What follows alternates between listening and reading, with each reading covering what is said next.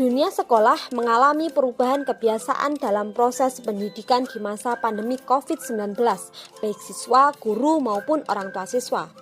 Pada saat pandemi, sekolah dilakukan dengan cara jarak jauh atau biasa menggunakan media elektronik seperti HP dan lain-lain. Namun, hal tersebut ternyata memiliki dampak negatif untuk anak. Di antaranya adalah anak menjadi bermalas-malasan untuk belajar karena terlalu sering terpapar gadget. Dan juga anak lebih sering menyendiri karena ia merasa lebih asik bermain gadget dibandingkan berkumpul atau bermain dengan teman-temannya. Dampak negatif tersebut ternyata terbawa sampai sekarang di masa peralihan pasca pandemi, yakni dari sekolah online atau pembelajaran jarak jauh menjadi pembelajaran tatap muka. Nah, salah satu tips untuk menumbuhkan semangat belajar anak di masa peralihan ini adalah belajar bersama atau belajar kelompok.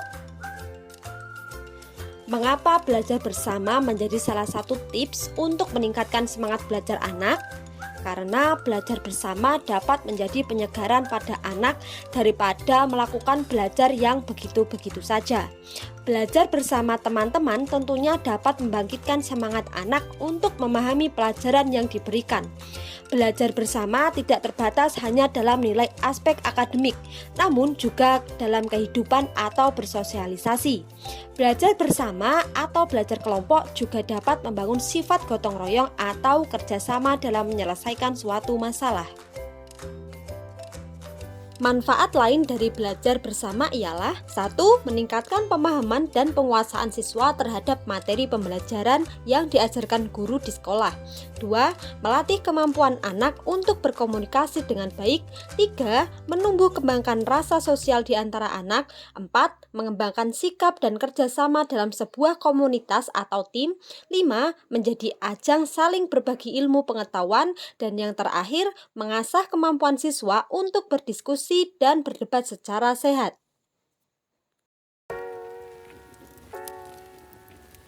Nah, dalam belajar kelompok atau belajar bersama tentunya kita harus memperhatikan jumlah batasan anak dalam suatu kelompok.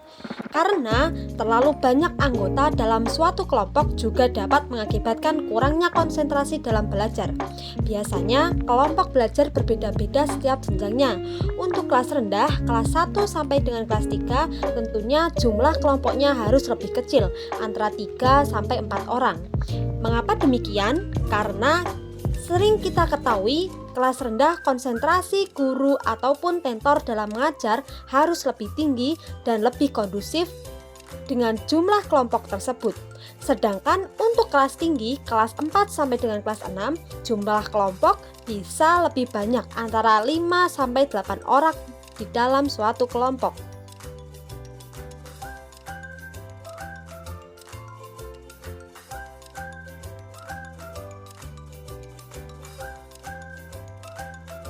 Yuk belajar bersama, jangan malas belajar ya.